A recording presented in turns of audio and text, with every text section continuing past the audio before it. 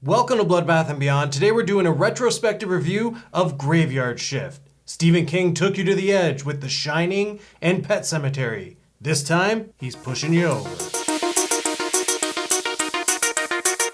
Directed by Ralph S. Singleton, starring David Andrews, Kelly Wolf, Stephen Mock, and Brad Dourif. Come on in.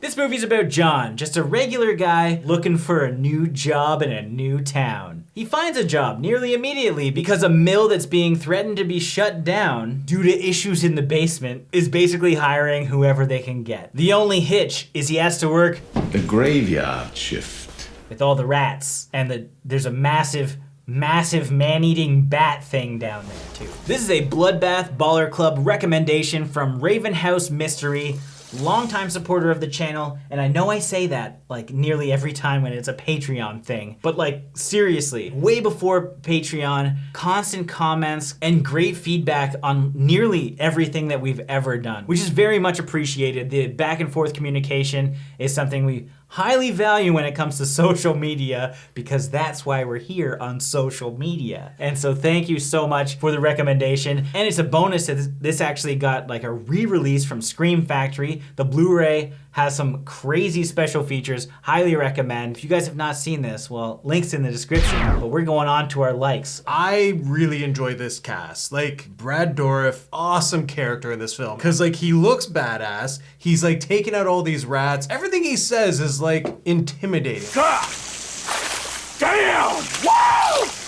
Adios, motherfuckers! He just had this like great grisly look. Like he's got these crazy stories. He's like, I know what's happened. I know how to get rats from one place to another by sucking them up with a vacuum and spitting them into the river, of course. He knows he's gonna get repeat business from this mill. That's why he doesn't do a great job. spread the word, fucker. But not only him, but our antagonist, I guess, Warwick. When I looked at him, I was like, who is this guy? Looks so familiar. He's the dad, aka the detective from Monster Squad. But with Warwick, you didn't know if you liked or hated him, because like at one moment, he's acting like a real scumbag, and you're just like, oh, he's the one behind all this. And then like the next moment, he's just like being a nice guy. Bravo! Now we can get you that audition on Star Search. But I like that we had like a character who you just really hated at moments, that you just wanted to see something happen to him. On the flip side, John, our protagonist, he's really cool. He's just trying to get by. Like, you don't know much about his backstory. You just know that he needs this. And despite getting harassed because he's the new pretty boy in town, he's able to like make friendships with the crew who were initially harassing him. So, well, he didn't necessarily change. It was the people around him that changed to adjust, because they realized that they're all a crew at the end of the day, and they just need to do this one big cleanup job to get some extra pay and to make sure that they have jobs after a big layoff session. I should be downstairs, humiliating the college boy by now. And speaking of like the cleanup, man, the atmosphere in this film was like eerie and disgusting. You're like in the bottom of a mill, almost like in like the sewers meets like a graveyard. It is just nasty. The set design is just so well done. Basically, they're underneath the floorboards of the mill where a river is running, and there's also a graveyard that's close to the mill, and so there's like coffins and stuff like seeping into the ground, and it's just disgusting. It's claustrophobic, but everything looks really, really well done. Like, you know it's not a place you would ever want to find yourself. And even just the basement where the rats are all hanging out. I don't want to hang out there ever. I wouldn't take this job personally, but if I did, much like some of the people that did work there, I think I'd have a couple like screws loose, because I'd go nuts working 11 to 7, graveyard shift, surrounded by rats that are taunting you, working by yourself. One machine. That seems absolutely dangerous. It needs guards. But I think most importantly, the coolest aspect of this movie, and likely the reason why people are picking up the new release, is the cool ass bat creature. This was a practical bat, which I think was absolutely crazy, that someone went out there and made this probably 15-foot creature. It was like swallowing and wrapping itself around people. It looked gross, it looked believable, and it was awesome. And the details in it, when you had close-up shots, because there were a lot of close-up shots of it, which was really nice because you get to see how much work actually went into this like big-ass puppet thing. It's slimy. Underneath its skin, you can see it like pulsing it at times. Even when we first really see it, when it has its wings wrapping around somebody, they're suffocating and you can see their face through the wing. It gave me flashbacks of that one scene from Fire in the Sky, something that's traumatized me for a long time. And we didn't know if it was a creature feature or a slasher. I'm not certain I've ever seen it. I've seen the poster. The poster is pretty familiar. The poster is pretty iconic. But like that doesn't even represent truly what this movie is about. And I think that maybe it's a misplay. We bitch about some distro right now where it's like, oh, you're giving too much away on the cover. I don't think this one gave it enough. Unless you know that this movie is about a man-eating bat, you probably would overlook this much like we have for years. On top of the really cool practical bat, we did have some nice kills in the film. It's not that you got to see the kills per se, but you got to see the aftermath. Like there's moments where like a character, their arm is stuck in a hole, and when it comes out, they have like a nub just like flailing blood and like skin bits on people. Or just like a head getting squished. You don't fully see it, but man, was it impactful. Yeah, and the fact that like he just kind of got smashed into the wall and then dragged and sunk down into the depths. It's that kind of stuff that it really adds to the movie, which is otherwise seemingly a fairly slow film. And in saying that, let's go into our dislikes. I did find it quite slow and somewhat repetitive. There was a lot of back and forth between the office and the downstairs and going back and forth with different crew members, and it all kind of blended together until the third act. Even though I really enjoyed Warwick's character, there was something missing. I felt as though his character should have either known about the bat and like acknowledged that he knew it, or if he didn't know anything about it, his character should have reacted differently. It's evident that he knows something is wrong. That's why he's doing this shady shit. We only saw a couple people prior die and had to be replaced, but this must have been going on for quite some time for it to get to this point. You can't put me down there. You can't put anybody down there. I know things. He must have had some suspicion raised at some point, like, there's blood all over the place, we need to get a new cleaner down here, and he never questioned why his workers just kind of kept going off. What did happen to the fellow that started this job? What happened?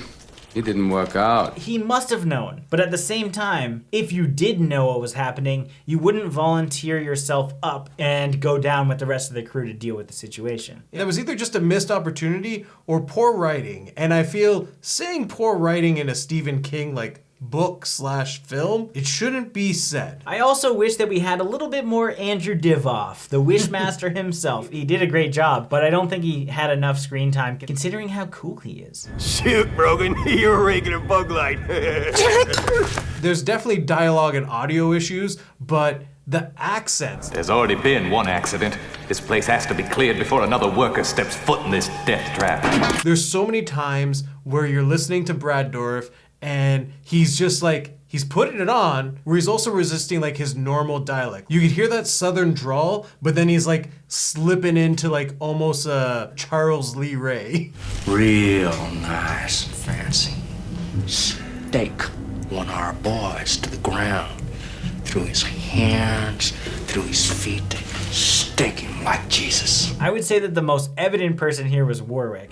Everybody go back to doing what you were doing. Well, I feel like it was Louisiana because he sounded like he was like Cajun almost. He didn't necessarily say anything French or anything, but he definitely sounded like the Gator from TMNT. I like Man-Bat, but the emphasis of the rats, why make it a bat when you're just constantly talking about rats? People are working the midnight shift, they're going nuts, they're looking at rats all the time, they're trying to take them out with Pepsi cans. I think you did a good job with that aspect, to be honest. But it even had a big-ass rat tail, yet it had these massive wings. The amount of rats in this movie is maybe only second to Willard. And if it was to evolve, they would never evolve wings when it exists in a tunnel. If anything, it would be sharper claws to dig better, and it would be more like a mole. It wouldn't evolve into something that it has no use for. Now it's time for our final thoughts and ratings. Graveyard Shift was a pretty enjoyable film. I enjoyed our characters, the motive seemed natural. If not your basic, like, Mayor's gotta shut down this thing, but he's letting it go because he needs to make some money. Like, we've seen that many, many times prior. But I liked it here. It's a very basic concept with an interesting twist to it, where you have a more claustrophobic atmosphere, and then you throw in maybe a little paranoia and a massive man-eating bat. It's pretty cool. The practical effects are dope, the settings were great. Unfortunately, as a whole, it was kind of like a slower build, and we kind of understood the characters very quickly, and I don't think that we needed so much back and forth between our main lead and the antagonist. However, it was still a fun watch, but I wouldn't say that it's a must-see. So I'm gonna give this 3 rat burgers out of 5. This film had a lot going for it. I liked our characters, the acting was really good, and the story was interesting. It ends up being this creature feature, which A, looks freaking fantastic, and B, it gave us this really cool setting and atmosphere to build up tension. I liked how it played out. I was just disappointed with how it could have played out. It was kind of misleading with their character development in Warwick because so much was emphasized as him being a bad guy. It seemed as though he was in on the bat, and he wasn't. So it was kind of disappointing. We had really cool kills, and just watching this movie alone for this practical bat is unreal. So with that being said, I give this film 3 budget Ghostbusters out of 5. As always, thank you for watching. Like this video and comment below with your thoughts on the film if you've seen it. If you haven't and you do want to check it out, there is a brand new Scream Factory release. Highly recommend. Link is in the description. And if you want the opportunity to recommend a movie for us to review, check out the Patreon, also linked below. And if this is your first time here, make sure you subscribe to the channel to stay up to date with everything Bloodbath and beyond. Show's over.